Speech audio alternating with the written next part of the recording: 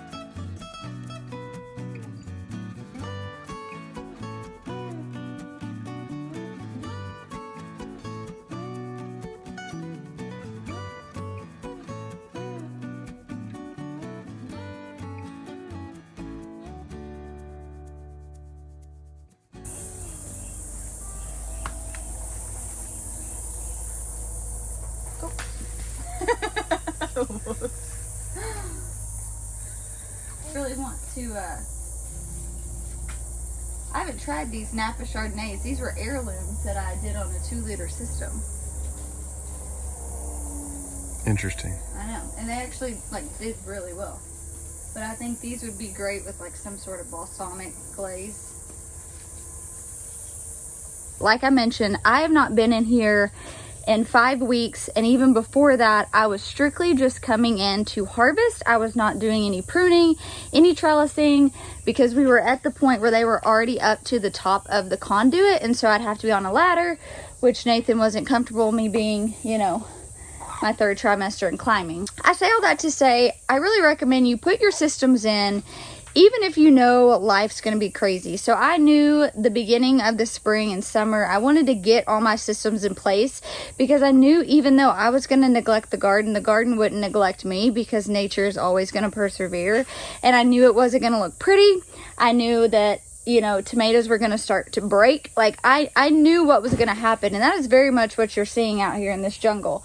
But the truth is, at the very top of our conduit, you can see all of those ripe tomatoes. Like, it is still producing, to the fact, like, Nathan is going to have to climb up here and get these tomatoes. I'm going to turn you guys around so you can see it. So if y'all can see all the way up, there are tomatoes. And then you can also see all of this new fruit. So the truth is, we will probably go through now. We'll do a big harvest. We'll clean up and, you know, prune all this off, because there are just so many tomatoes still producing, but then still that are going to produce. So the fact that we have hardly any pests, you're seeing like the plants are starting to die out, that's still impressive, because I put these in the spring, and you guys, like, wow, I am just so incredibly impressed by how well they have produced. We've already harvested, what, babe, hundreds of pounds of fruit? Oh, yeah. And so we are literally just getting started. Look at that sea of red.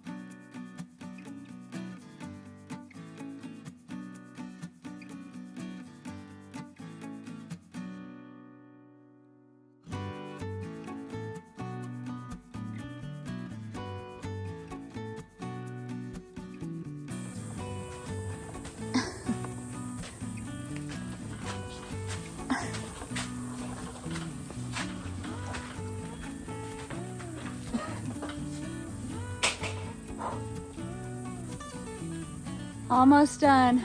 We got one more side left. Woo, that's huge. So I still have peppers to harvest, beets, carrots, but he's gonna wake up soon. It's starting to get really hot. So we're gonna finish with the tomatoes, immediately take them in, start doing something with them. And then we'll come back out later this afternoon when the sun goes down to work on harvesting some more.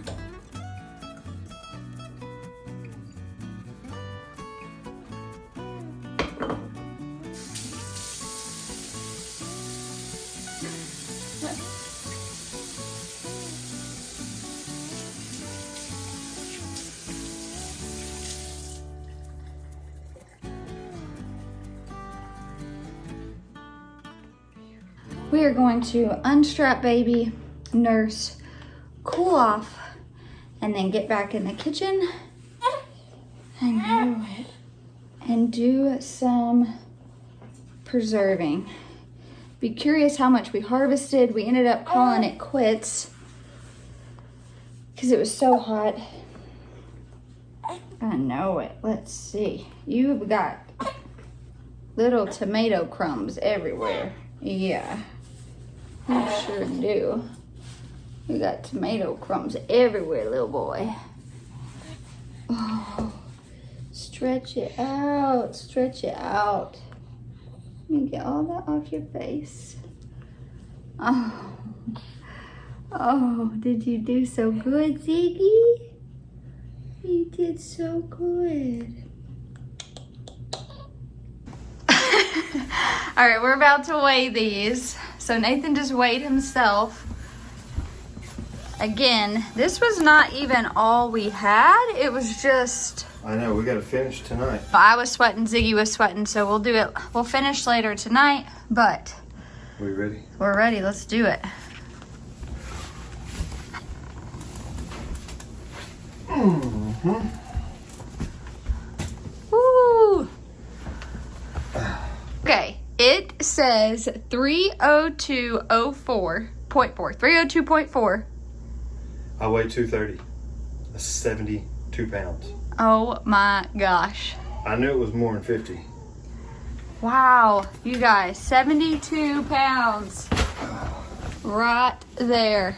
So now that we have come in, I've cooled down a little. Ziggy's having some tummy time in the kitchen, so if you hear little babbling or screaming, it's just Ziggy. But I'm trying to come up with a game plan for preservation. This is a really big week for us.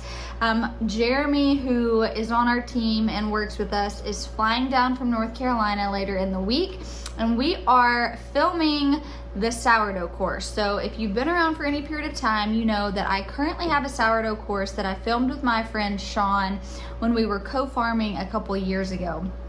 We also collaborated on sourdough, but we no longer do that. He is just pursuing his farm full time, which we are really excited for him and his family, but it just didn't really make sense that we had this collaborative thing when we were not in collaboration on those things anymore.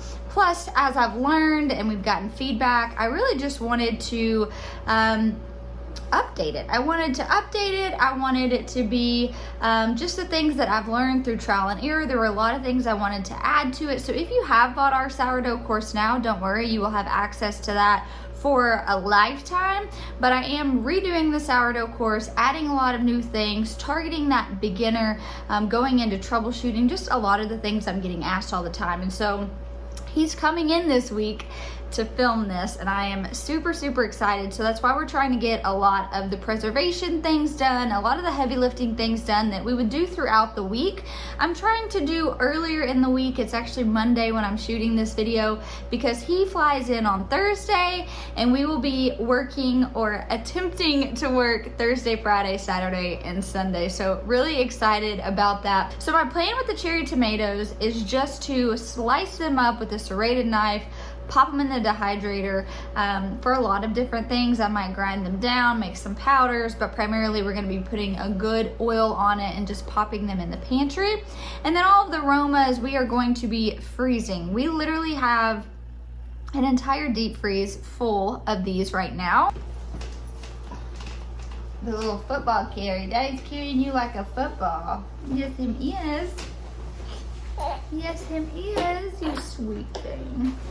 So we are busting at the seams in our freezer. Oh, excuse you. But I knew this summer I did not want to be in the kitchen canning and preserving all of that. That's one of those things that we like to just freeze as much as we can. And what that looks like is we do a flash freeze. So we'll bring them in, put them on baking cookie sheets, stick them in the freezer for about 24 hours. And then we'll bag them up in gallon Ziploc baggies, and we will leave them that way until we get ready to preserve them. And so for us, that looks like this fall, probably October, we'll start doing that just so we can get our freezer spaces back before we harvest some of our animals here on the farm. We've got lambs to harvest. You're okay. we've got lambs to harvest, we've got some pigs to harvest, so I know Nathan's gonna need me to get some of that produce out so that he can get some of the meat in. But we've got our friends who are gonna come over. We're just gonna have a big canning weekend and get that all preserved. So we'll be making ketchup, pasta sauce, marinara. Like, what all are we gonna make with the tomatoes? Like, just stock up on all of our sauces is kind of the plan. Mainly ketchup and, just spaghetti sauce. Yeah.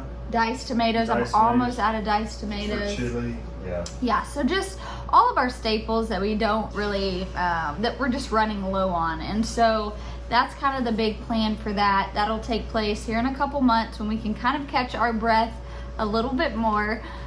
So let's strap on Ziggy. Let's cut up these cherry tomatoes, get them in the dehydrator, and yeah, we'll just finish this preserving day.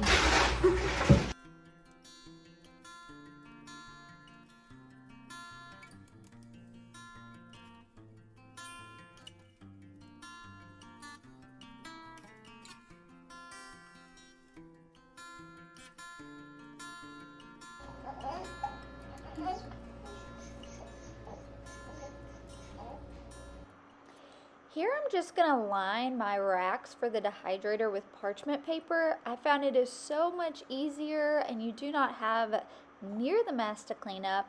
And I'm also just gonna go ahead and wash these cherry tomatoes. Granted, we don't spray anything on our farm. We are certified naturally grown, but I find that there's some sticky residue, lots of pollen, so I'm just gonna go ahead and give these a quick rinse before we start cutting them all up.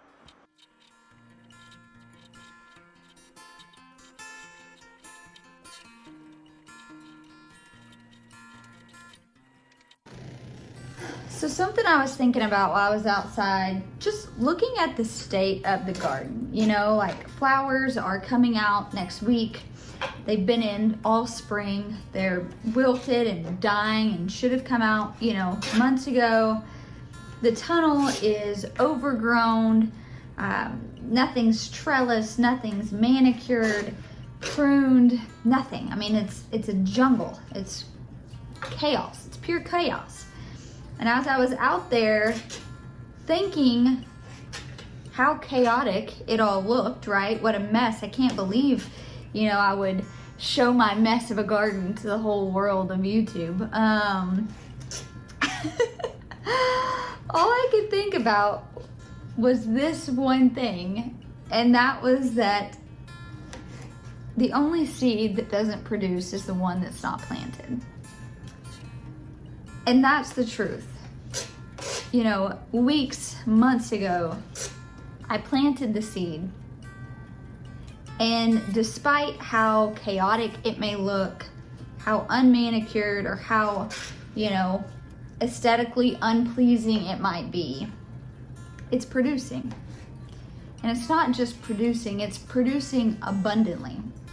72 pounds of tomatoes it produced. All because I said yes to plant the seed.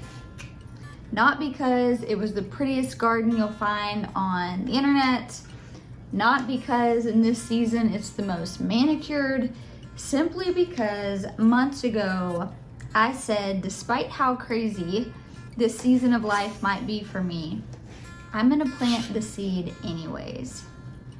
And I think that is so cool because I feel like many times, and I'm speaking to myself here, we get wrapped up in what everyone tells us it should look like, right?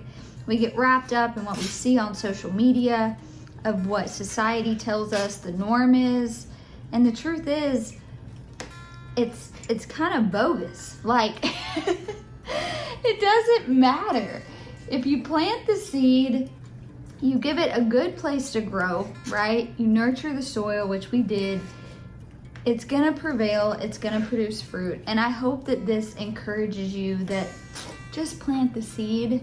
And I'm talking about in the garden, and I'm not talking about in the garden, right? Like, whatever that thing is that you need to plant that seed in your life, just know it doesn't have to be perfect. It doesn't have to be manicured. You just have to commit to planting the seed, and I promise you guys, it's gonna produce. And more times than not, it's gonna produce the most abundant fruit you could have never expected in a season of life that you really needed it to. I went out into the garden last week and I wasn't expecting it to be productive. I wasn't expecting it to yield this much food, but that's what happens. You plant the seed, you tend to the soil, and abundance grows. And I think that that's so true in so many seasons of life. And it was the encouragement I needed in this season, although I'm not outside manually working the way I'm used to. I did something then that would be relevant to where I am now, which is being inside and preserving this and being able to take care of my family in a different way. And that feels really, really good. And so months ago when I planted this and I had no idea what this season of life would look like, I'm now reaping the bounty and the harvest of that to be able to be exactly where I need to be right now in this season. And I think that's really special. All right, so I only got 3 trays, which was fine. I think I have more in the bottom of that tote, but we're gonna go ahead and dehydrate these. Pop them in. I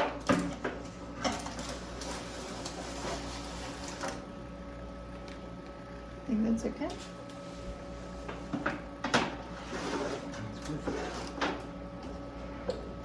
Now, I did not cut mine super thin, although I tried. Some of them were a little bit thicker. So I'm gonna do mine at 135, probably for at least 12 hours. I'll come back and check it around that 10-hour mark. It's probably gonna take longer than that if I'm remembering when I did this last time. It took a lot longer than I thought it was going to.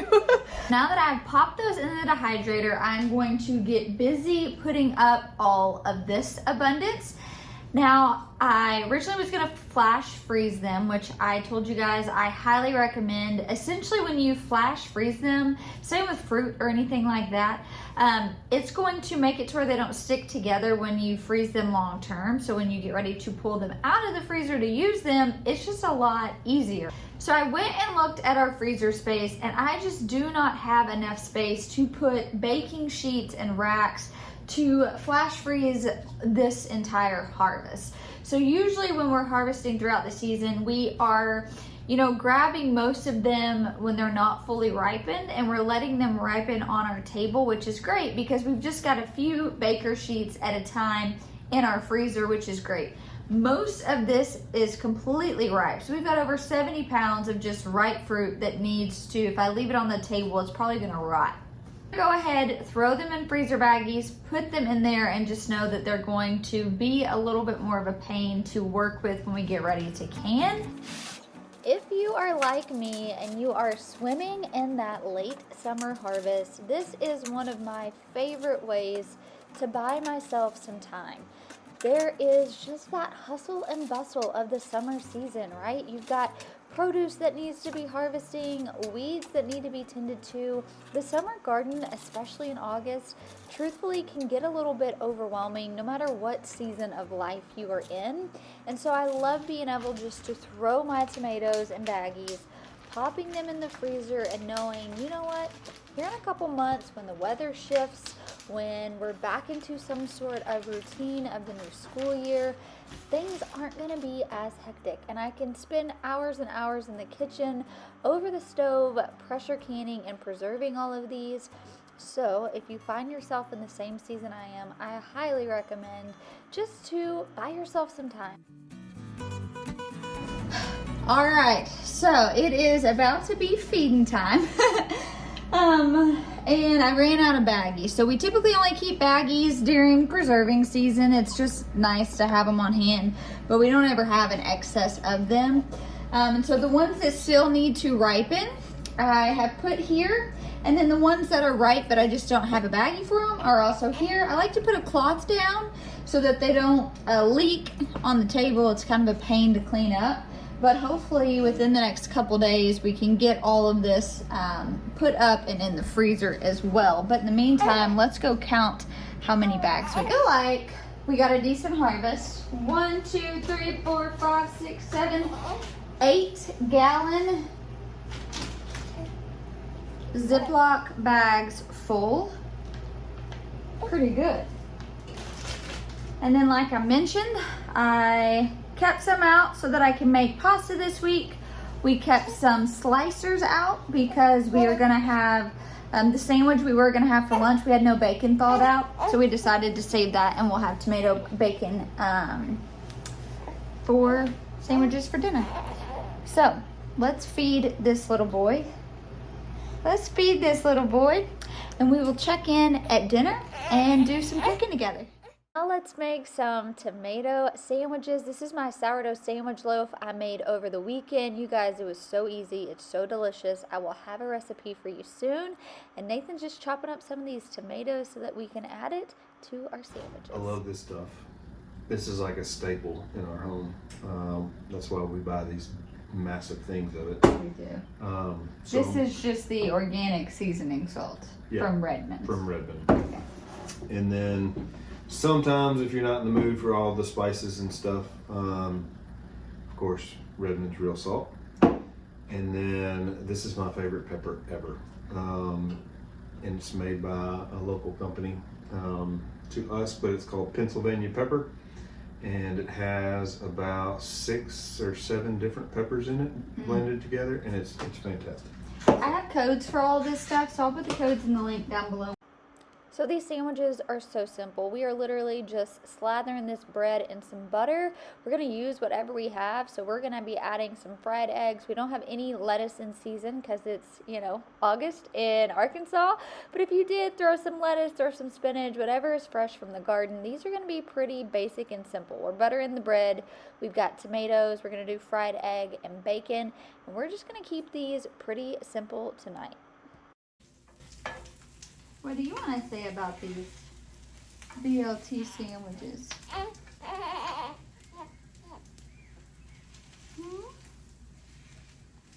What do you want to say about these BLT sandwiches without the L?